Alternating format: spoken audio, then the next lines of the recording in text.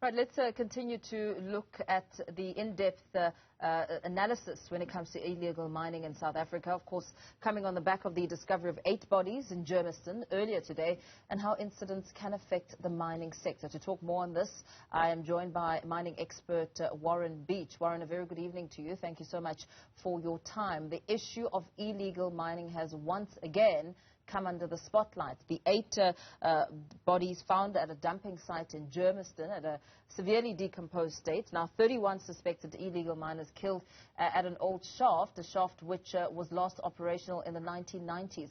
What do these incidents highlight about illegal mining, on whether or not we can stem the tide of this well-organized criminal activity? Good evening, and Paul, and thank you very much. It's an absolute tragedy, and I think the 2 most recent events that you referred to, absolute tragedy. Doesn't matter where you come from, it's people involved and people dying at the mines. But it's even worse when you look at the reasons for it, just unfortunately, the socioeconomic drivers that are forcing people to work in the most horrendous conditions and in the most unsafe conditions.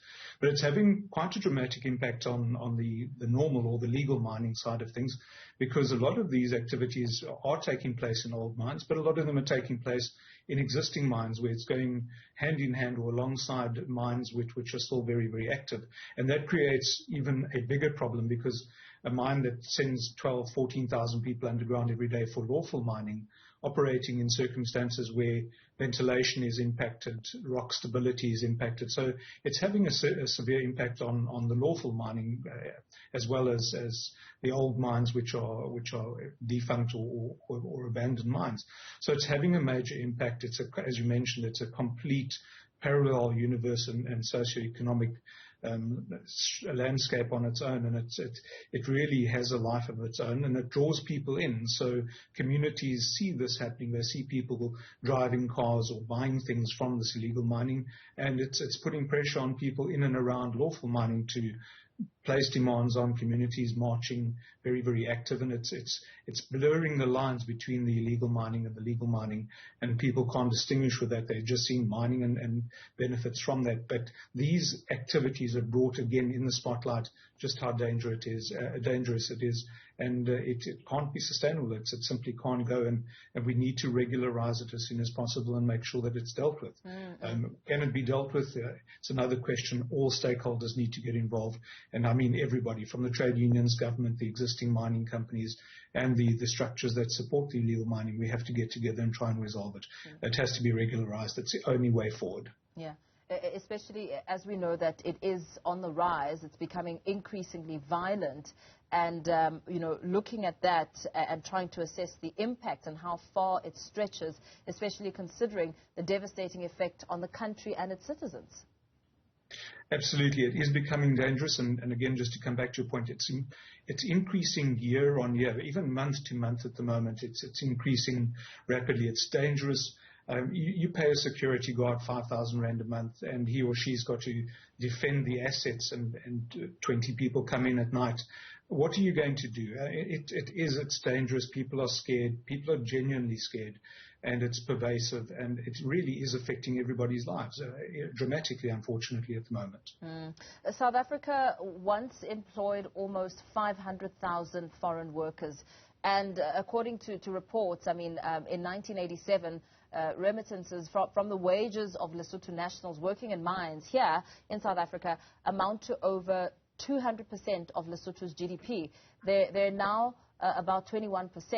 So when it comes to assessing who bears the responsibility for what is happening now, the South African government, the mining companies, or the Lesotho government, what's to be made of it? You're quite correct. The industry directly employed hundreds of thousands of people historically, and that has been cut back quite a bit, but it's still quite important. It doesn't matter if it's one person or 500,000 people, the multiplier effect applies. In other words, for every mine worker, there's at least 8 to 10 people who benefit from them. And a lot of those people who benefit are not in the country. So it's very typical of money to be sent out the country, and it happens all the time. So it has an impact because the money goes outside of the country. It's also spent inside of the country, so the industry is still very strong. It's still very healthy in the sense that it supports so many people. But illegal mining, not necessarily. Typically, where it's illegal mining, that money goes into the syndicates, goes into the cartels, and is not spent locally in the sense of local communities. And even when it's going out of the country to a country like Lesotho, it's not the illegal mining money that flows there. It goes outside of our borders. It goes outside of Lesotho's borders, and that's also the concern.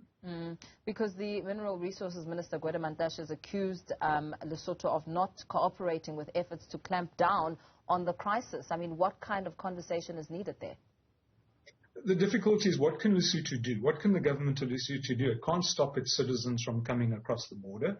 There's very little that can be done other than if people are identified, they can be brought back into South Africa or arrested. But it's very difficult. So I think it's potentially unfair to say Lesotho is not cooperating. Very difficult for Lesotho, Mozambique, Zimbabwe to actually cooperate and prevent their citizens from coming across our borders. It's our responsibility primarily as South Africa to do that.